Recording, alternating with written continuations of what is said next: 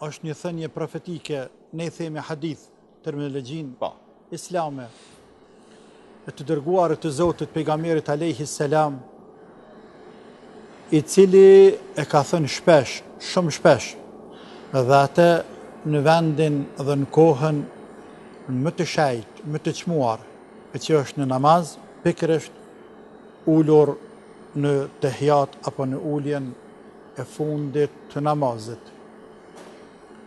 Pra prej duave lutjeve të cilat i ka bërë ai bekuar ka qenë edhe kjo: o Zot, më ruaj nga kufri, mos besimi, më ruaj nga varfëria, fukaralluku, më ruaj nga dënimi i varrit.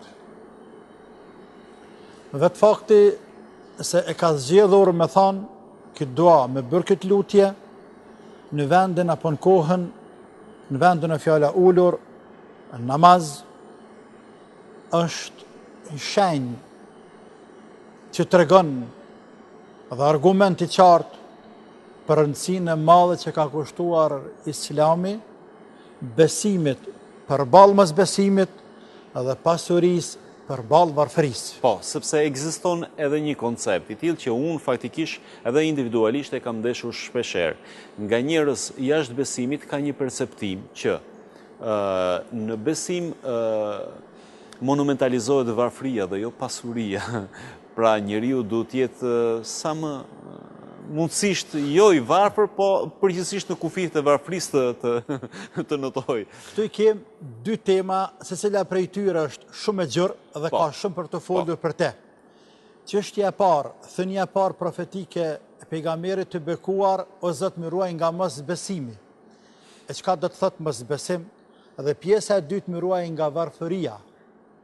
Janë të ndara, por të njëjtën kohë dhe bashkohen. Ai ka bashkuar në të njëjtën lutje dua, e që jep me kuptu se ka një lidhje mes këtyre dyjave.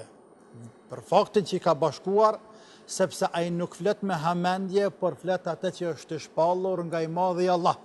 Andaj fjalët e tina, radhitja, forma e fjalëve, vendit që i thot, secila prej tyre e ka vendin e vet, kohën e vet, me një precizitet të përkryer, sepse është thjesht inspirim dhe shpallje dhe frymëzim prej anës së Allahut Azza wa Jall.